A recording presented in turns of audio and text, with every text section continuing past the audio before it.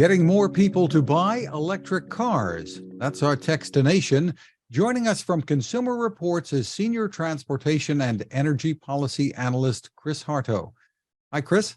Hey, thanks for having me today. Great to see you. And the EPA has proposed new rules for emissions aimed at spurring the adoption of electric cars and other things, I think. Give us the overall view here.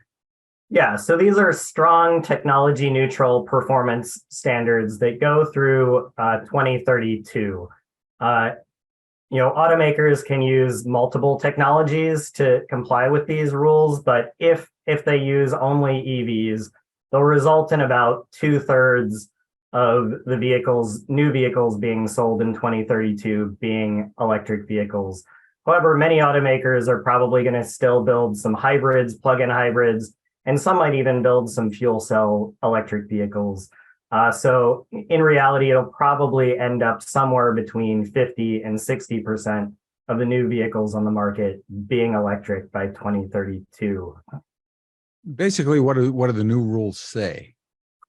Yeah, so they say that automakers have to continue to ramp down the emissions, both greenhouse gas and particulate emissions, from new vehicles from 2027 through 2032. They can do that using multiple different technologies.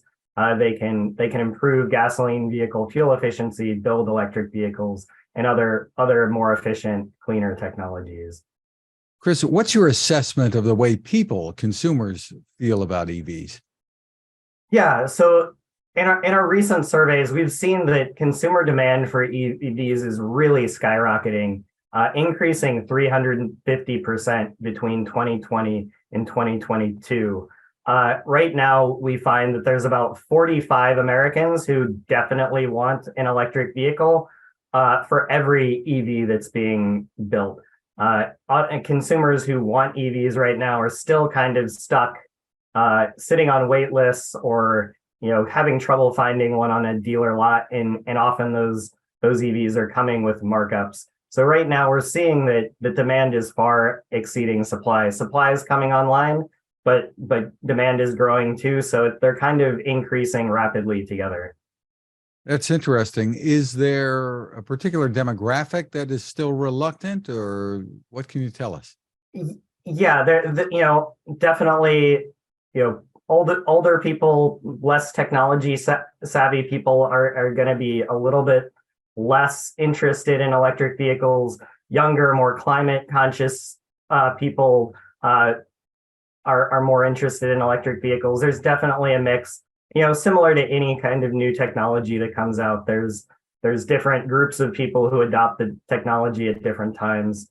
Early adopters are gonna buy it early, and some people will wait until most people already have the technology to buy. Now, some automakers, this is perception here, some automakers seem to be struggling a bit after announcing this all-in approach to switch to electric vehicles.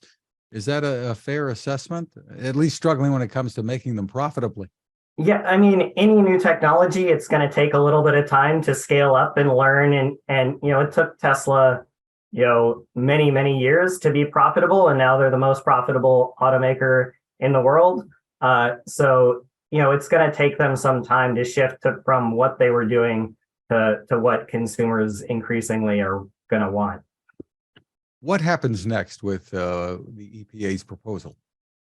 Yeah, so right now we're in the comment period. So EPA put out this proposal. It's just a proposal, and they are accepting comment over the next roughly 2 months.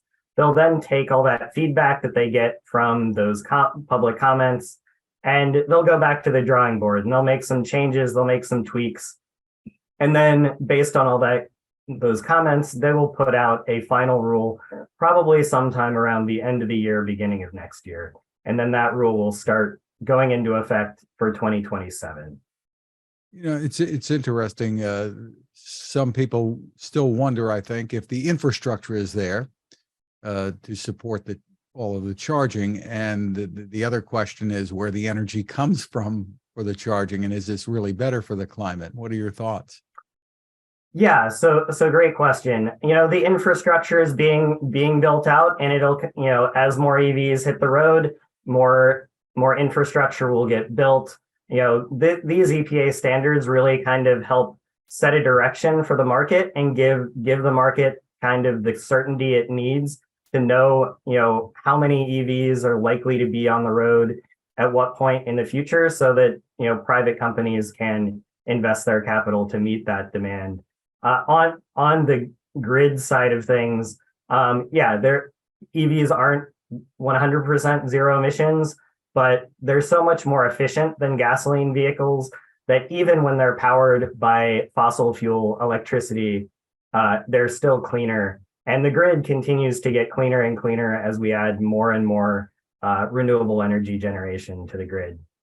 And there are some companies that, Tesla included, I think, that are pushing solar panels for your roof and the batteries to store power and can be all self-contained, self-sufficient with that too, right?